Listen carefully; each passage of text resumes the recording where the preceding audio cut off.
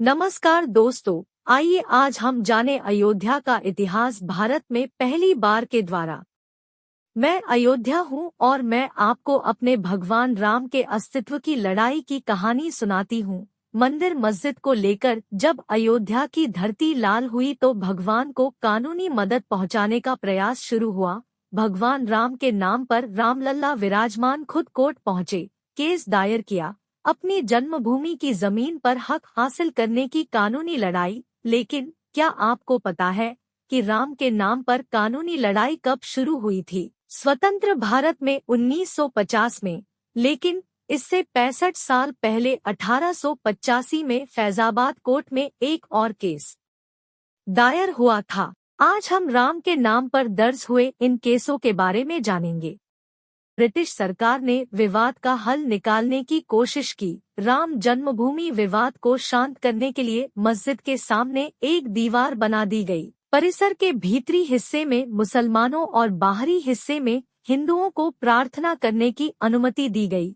हिंदू पक्ष इस बंटवारे से सहमत नहीं था। हिंदू साधु बाबरी मस्जिद के मुख्य गुंबद के नीचे राम की जन्मस्थली बताकर उस पर अपने अधिकार का दावा करते रहे।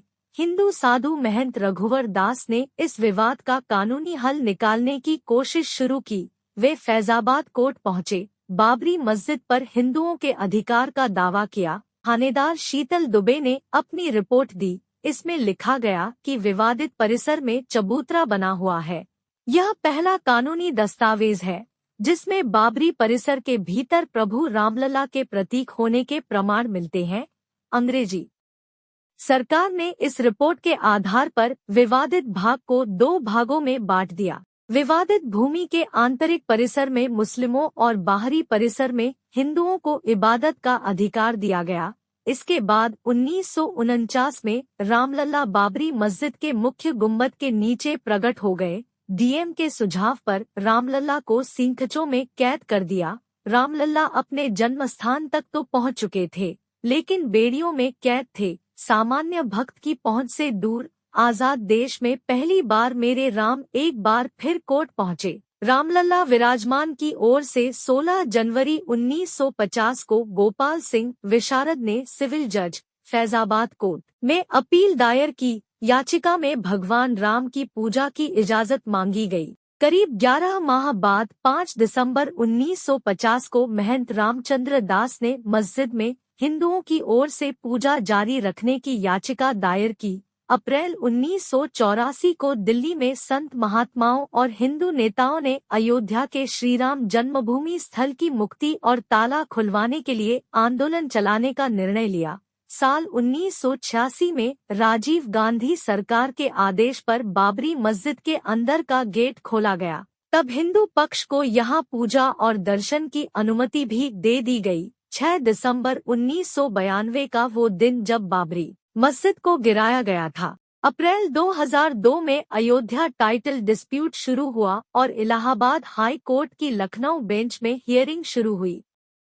अगस्त 2003 में ASI archaeological survey of India ने मस्जिद वाली जगह पर खुदाई शुरू की और यह दावा किया कि इसके नीचे 10वीं सदी के मंदिर के साक्ष्य मिले हैं।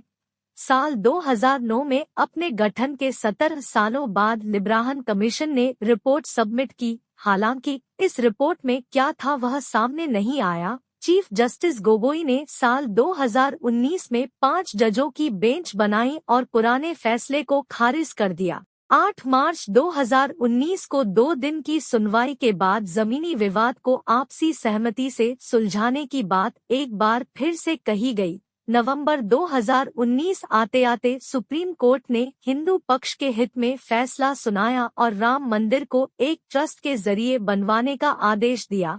फरवरी 2020 को श्री राम जन्मभूमि तीर्थ क्षेत्र ट्रस्ट की स्थापना हुई। लोकसभा में प्रधानमंत्री नरेंद्र मोदी ने इसकी घोषणा की। अब 22 जनवरी 2024 को प्रधानमंत्री नरेंद्र मोदी द्वारा ही रामलला की मूर्ति का प्राण प्रतिष्ठा किया जाना है।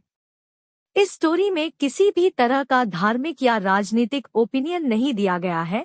यहाँ सिर्फ तथ्यों की चर्चा की गई है। अगर आपको इससे जुड़ी कोई भी आपत्ति है तो हमें कमेंट बॉक्स में बताएं। धन्यवाद। कि आपको कैसी लगी कमेंट करके ज़रूर बताएं। ऐसी और जानकारी के लिए वीडियो को लाइक और चैनल को सब्सक्राइब करें। वीडियो देखने के लिए धन्यवाद।